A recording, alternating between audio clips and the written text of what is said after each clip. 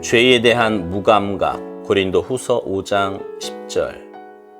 이는 우리가 다 반드시 그리스도의 심판대 앞에 나타나게 되어 각각 선악간에 그 몸으로 행한 것을 따라 받으려 함이라. 바울은 우리가 모두 예외 없이 그리스도의 심판대 앞에 서야 한다고 말합니다. 만일 지금 이곳에서 그리스도의 정결한 빛 가운데 사는 것을 배운다면 마지막 심판은 당신 안에서 하나님이 이루신 사역으로 인해 당신에게 기쁨이 될 것입니다. 언제나 당신이 그리스도의 심판대 앞에 설 것을 기억하십시다. 당신이 아는 가장 거룩한 빛 가운데 걷도록 하십시오. 당신이 아무리 거룩한 척 하더라도 다른 사람을 향해 드러나는 나쁜 성질들은 사탄의 영에게 이용될 것입니다. 한 가지 죄성에 대한 심판은 당신으로 하여금 지옥을 경험하게 할 수 있습니다. 그러므로 당장 그 죄성을 빛으로 끄집어내어 고백하십시오. 나의 하나님, 제가 이 점에서 범죄한 죄인입니다. 만일 이렇게 고백하지 않으면 당신의 마음은 강팍하게 될 것입니다. 죄에 대한 형벌은 그 죄가 결과를 맺는 것입니다.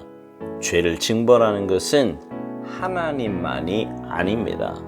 죄 자체가 열매를 맺음으로써 그 죄로 인한 깊은 고통을 얻는 것입니다. 어떠한 버둥거림과 기도로도 그 죄를 멈추지 못합니다. 죄로 인한 형벌이란 점점 그 죄에 익숙해져서 그것이 죄인 줄을 알지 못하게 되는 것입니다. 오직 성령의 임재 외에는 죄의 뿌리 깊은 결과로부터 우리를 벗어나게 할 수 없습니다. 그가 빛 가운데 계신 것 같이 우리도 빛 가운데 행하면 요한일서 1장 7절. 우리 중에는 빛 가운데 걷는다는 의미를 다른 사람을 판단하기 위한 자신의 기준을 따르는 것으로 오해하는 사람도 있습니다. 이러한 사람들은 가장 파렴치한 현대판 바리새인들입니다. 오늘날 가장 심각한 바리새인들은 위선이 아니라 죄를 죄로 알지 못하는 무감각을 가졌습니다.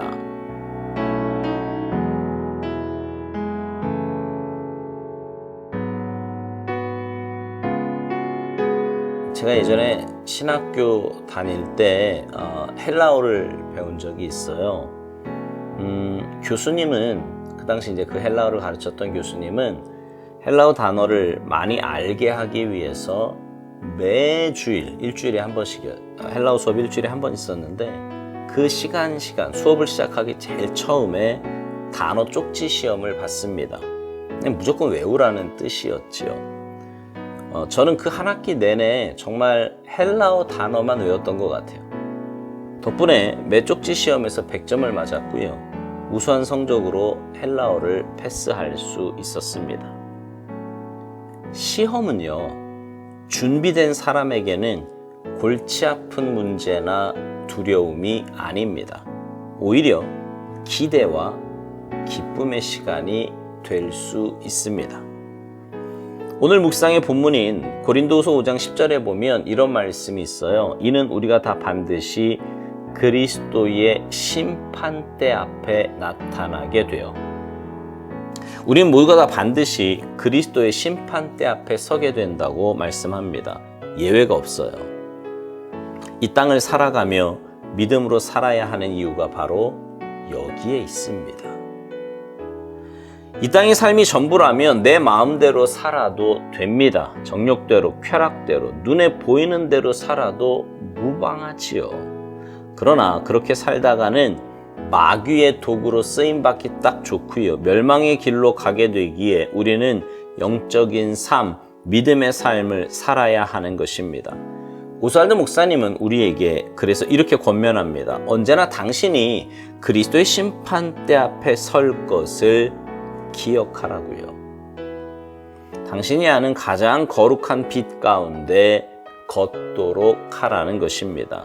근데 거룩한 빛 가운데 걷는다는 것은 무슨 대단한 일을 하는 게 아니에요. 말씀과 기도로 하나님의 뜻을 깨달아 거룩한 삶을 삽니다.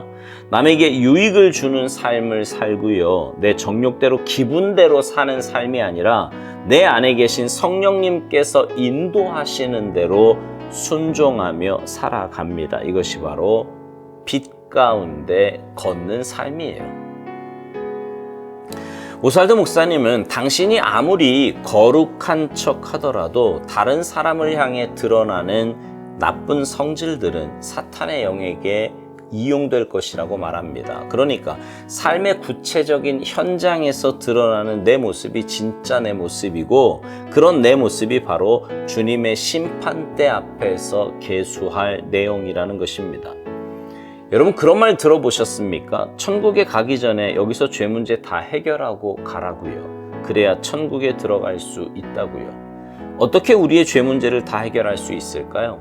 오스왈드 목사님 권면대로 당장 그 죄성을 빛으로 끄집어내어서 고백하는 것입니다. 요한일서 1장 9절, 만일 우리가 우리 죄를 자백하면 그는 미쁘시고 의로우사 우리 죄를 사하시며 우리를 모든 불의에서 깨끗하게 하실 것이요. 내 안에 있는 죄성, 타락한 마음, 세상에 물든 가치관, 남을 미워하고 시기하고 질투하는 마음 등 주님의 말씀에 비추어 잘못된 모든 것을 주님의 십자가 앞에 쏟아 놓아야 합니다. 그러면 주님께서 당신의 보혈로 나를 깨끗하게 씻어 주십니다.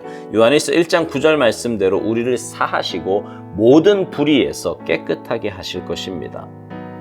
그러나 여러분, 그렇게 고백하지 않고 자꾸만 거룩한 척하며 진실하게 하나님 앞에 서지 않으면 오스왈드 목사님 말대로 우리의 마음은 강팍하게 될 것입니다.